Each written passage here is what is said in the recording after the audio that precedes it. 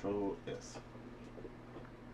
Hello, I'm Baron Capers, and welcome back to the art room. Today I'll be working in this program called ZBrush, and I'm going to show you guys how I took something from a Z sphere to right here. Please enjoy.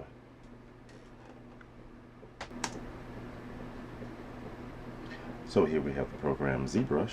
It is widely used throughout the industry and educational places. I started off with a Z sphere, and then I started off with the nose. The nose is the center of your face, and then from there just go in with brushes, and with the nose, the mouth,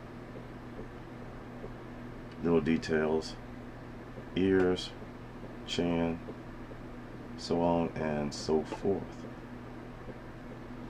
The brushes that I utilized were the clay build-up brush, and the just standard brush.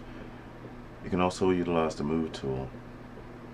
The horns and rings you see around the character's head are in the sub tool.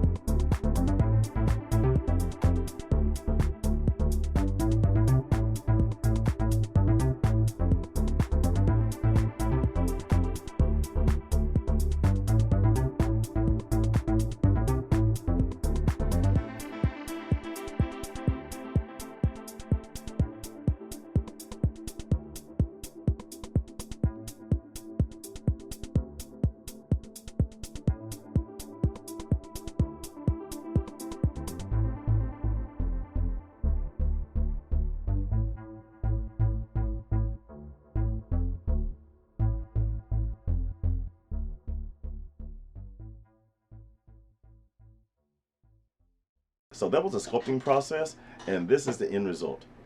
Remember guys, always be creative in what you do, and always experiment. Never be afraid to do that.